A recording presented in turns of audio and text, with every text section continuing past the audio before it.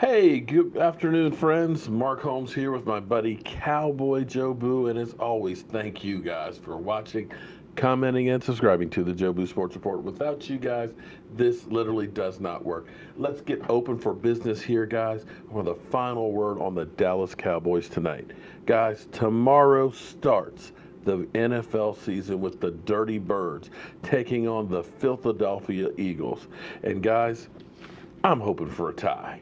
That's right. I really don't want either of those teams to win, but I don't really care because we'll have football to talk about. And I can't wait to be watching the game. And I certainly can't wait to see my Dallas Cowboys. My Dallas Cowboys that nobody seems to believe in, that my Dallas Cowboys that some people say are about the 25th best team in the NFL. 25th? Come on. Come on. We were 9-7 with everything going wrong last year without this guy, Zeke Elliott, on the field on the regular.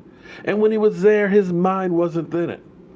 But I got to tell you, right now, he seems to be on a mission. We know he's healthy because Lord knows he didn't play any preseason. Now, I don't own this copy. This is from the Dallas Cowboys YouTube site, but I wanted to bring this to you so you can hear it in its entirety. But, I just really can't speak, can I? Let's listen to it. Going into your third year to handle, whomever is in front of you, as opposed to say your first or second year, where you're learning a lot of different things all at once. What do you mean? As far as going into your third year, knowing this offense, knowing what you need to be doing, and then whoever's in front of you, like the O-line. Yeah. Oh yeah, definitely. It definitely is helpful going into the season at year 3, just because I have better knowledge of the game, and when things get a little confusing there, because Trav is the brain of our offense. So we kind of got to work together to have the knowledge that he has. But it's definitely better, just to have that experience under my belt so I can help out in there. How would you describe your relationship with Dak after these last 2 years? And has it been a help to have someone who can kind of relate to what you guys have experienced over these last couple of years? I've probably answered this question like 20 times since I got in the league, but no, Dak, we have the best relationship that we've ever had. Every day it gets stronger and stronger, and it just helps to have someone to kind of go through the same thing you did with you. Zach Martin said when you were preparing for this year, he said he noticed something a little different, but he couldn't really put his finger on it. Is that the way you kind of gone about it preparing this offseason to get ready for year 3? I think it's just my focus. I'm definitely going into this year with a chip on my shoulder, and I think I have a lot to prove. So I would say with my preparation this offseason, I was more focused and just ready to go out there and prove what I can do on the field. When you get on the field, how does that focus kind of manifest itself on the football? Well, you need that focus in the off season just to make sure you're prepared to carry it over to the field. And so how that carries it over to the field and how it helps the field is just like when I get out there, I've taken all the mental reps I needed to. I've taken all the physical reps I need to. Mentally, I'm there. I know my assignment. I know my landmarks. I know my pace. And it's like when I get in the game, I've been there before. What's that chip in your shoulder Chip on my shoulder is just just not having a full year last year and just not performing the way I believe I could have. And yeah.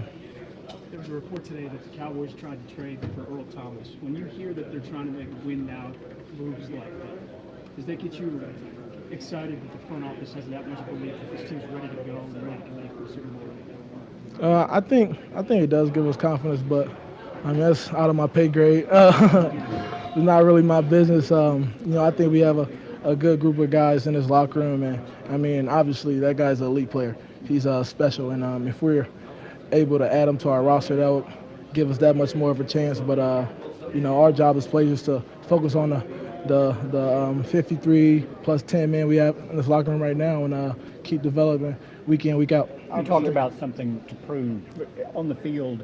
What do you feel you can prove this year? That you're the best back in the league? Because a lot of guys have come in here now, and the conversation's changed over the last couple of years. Or what's your focus on that? That's exactly it. I want to prove I'm the best back in the game, and that's what my focus this offseason was. Do you run better with a chip on your shoulder? We'll see. You talk about possibly, so much talk about facing 8, 9, 10-man fronts is because questions outside. Are you ready for that, or is that something you're used to and having to deal with? I mean, we face 8, 9, 10-man fronts every week since I got here. So, I mean, I don't know how many more guys they could throw in the box. Right. I mean, just go back and watch the film, go back and watch the games. Guys don't play too high. They play single high. They bring an extra safety in the box. And if they don't bring extra safety in the box, then you punish them. So, I mean, yeah, there's going to be more focus, I believe, on me. But, I mean, I just don't understand how you can say we're going to throw more guys in the box. There's only 11 guys on the field, and they are already putting as many as they can in there. So, I mean, it'll be our 11 versus theirs. What have you seen out of that, his focus and his mindset as he tries to get you guys back to the playoffs after missing last year? Just like I said, I mean, he's always been focused, but just that increase of focus and just him working on the little things and just things I've seen him working on, just staying later and putting more time in, working on different mechanics and stuff. Have you thought at all about where you were a year ago at this time, getting ready for week 1, and all that you had to go through just to play? No, that's behind me. How much time do you and Dak talk about that early success that you had and getting back to it? Because I know you both have talked about wanting to get last year back and wanting to have a better year in year 3. How much do you guys talk about how do we repeat that first year in the league? I think we rarely talk about it, honestly. That's so long ago. But, you know, we were rolling 2 years ago. But I think what we mainly focus on is just like, how do we get this team better? How do we get back to being elite, having, you know, a dominant offense? And that's what we've been working on this offseason. Your rookie year, you had the second most touches of anybody in the NFL. You're a guy who likes to have a big workload. Do you pace yourself at all at this part of the year? Do you take it in and just get as much as you can done? Like, what's the mentality here? I'm young. I got fresh legs. I'm going to grind it out. There's no pacing. Every weekend NFL matters, and, you know, if they want to give it to me 30, 35 times a game, I'll take that. Do you find it easier to get engaged with the game this year because it's more of a carefree situation for you personally? No, I would never say last year I wasn't engaged with the game. I think I did a great job of checking my at the door, per se, but you know, I think it is a lot more stress-free, though. I will say that. And that allows you to bring out your best, right? Yeah. You're talking in camp about being used more as a receiver and how you're looking forward to that. Can you just talk a little bit more about that, your excitement going in to show that part of your game more that you haven't necessarily done to this point in the NFL? I'm just excited to do whatever I need to do to help this team win ball games. So if that's running the ball, if that's pass pro, if that's blocking, if that's catching the ball at the backfield, I'm ready to do that. Is the NFL week 1 difficult just because you don't know much about the other teams yet to see what, I mean, you can look in preseason, but you really don't know a lot about them, or is it mostly about what you guys do? I would say it's always mostly about what we do. I mean, we have an idea what they're going to play, the type of schemes they're going to run, but I would say you do know less with this first game of the year, but I think we have a pretty solid game plan. I think the coaches have done a great job scouting and you know, trying to give the best guess of what they'll run and then making plays that, you know, that will fit good against their schemes. Zeke, early on last year, it was a little bit of a slow start for you. You were saying maybe it took you a little bit of time to find your run fits, but eventually, obviously, it came on for you.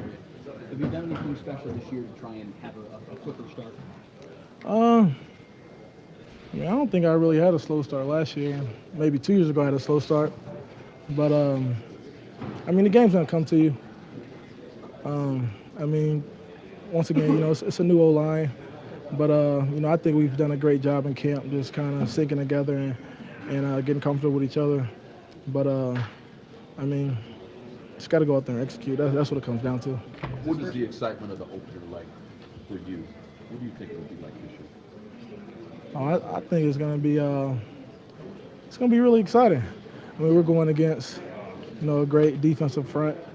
Obviously, we have one of the best offensive front in the league, and I think it's going to be a battle. Okay, So, few notes.